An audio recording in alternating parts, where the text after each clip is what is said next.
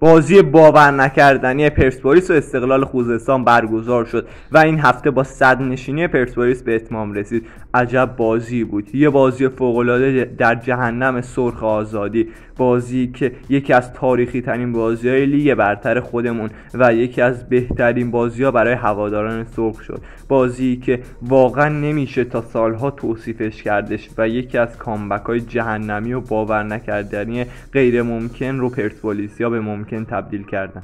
بریم سراغ شروع بازی که بازی پر از هوادار بودش و یکی از شلوغ‌ترین و پرتماشاگرترین بازی‌ها بود. واقعا انصافا خیلی هوادار اومده بود، دقیقاً مثل استقلال فولاد، این دو بازی پر هوادار که جهنم آزادی رو به رقبا نشون دادش. و از اون ور استقلال خوزستان که کاملا پرسپولیس رو تو نیمه اول و همون اول و ابتدای بازی غافلگیر کردش. پرسپولیس واقعا افت داشتش تو نیمه اول و یکی از بدترین بازی‌های این چند سال پرسپولیس رو دیدیم و از اون ورم یکی از بهترین بازی‌های استقلال خوزستان، میتونم بگم بهترین بازی فصلشون رو تو نیمه اول این بازی کردن که واقعا اگه کل فصل اینطوری بازی می‌کردن تا الان حداقل سهمیه رو گرفته بودن. و هوادارهای پرسپولیس هم واقعا همه مات و مبهوت بودن و اصلا نمیدونستن دارن چه اتفاقی میفته و این چه روز تاریکی تو تاریخ پرسپولیسه. از اون ورم بیرانوند به هیچ توپی نه نمیگفتش و پرسپولیس هم همینطوری توپا رو خراب می‌کردن. اما رسیدیم به نیمه دومی که یه نیمه جادویی بود و یکی از شب‌های تاریخ پرسپولیسیا که همیشه یادشون میمونه. بازی که به نظرم بگیم تو نیمه دوم نه، دقیقه 75 به بعد و 20 دقیقه آخر یکی از بهترین بازی‌های تاریخ پرسپولیس میتونیم بگیم.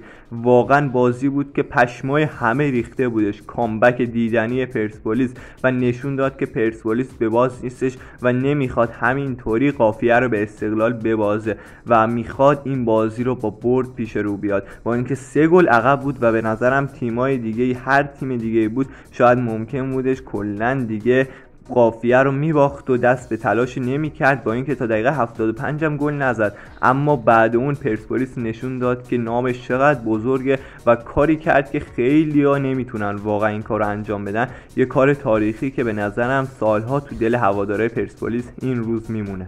و اگه بخوایم منطقی صحبت کنیم با توجه به اون نتیجه میتونستیم بگیم پرسپولیس اگه میباخت و بازی رو واگذار میکرد قهرمانی استقلال خیلی نزدیک میشد و مخصوصا اگه استقلال میبرد که به نظرم تقریبا حتمی میشد قهرمانیش. اما جواد نکونام کلا حواسش به بازی پرسپولیس بود و یه جورایی به شاگردان خودش گفته بود که اصلا ریسک نکنن و کلا 90 دقیقه بازی استقلال نساجی واقعا چیز خاصی نداشت. استقلال یه جوری دلشو خوش کرده بود به باخت پرسپولیس تا از این بازی فقط با تک امتیاز بیاد بیرون که اینطوری هم شد. اما پرسپولیس قافیه رو برگردون و کلا جواد نکونام یه جوری این بار فکرش عمل نکردش و تازه بعد اتفاقی که تو بازی پرسپولیس افتاد استقلال هم تصمیم گرفت در دقایق آخر حمله کنه که حمله‌های جدی و خطرناکی هم کردش، ولی خیلی دیر بود برای حمله‌های استقلال. حالا اما پرسپولیس با 1 امتیاز بالاتر از استقلال صدره و استقلال بعد این همه هفته صدرنشینی سر این بازی قافیه رو باختش و 1 امتیاز عقب افتاد.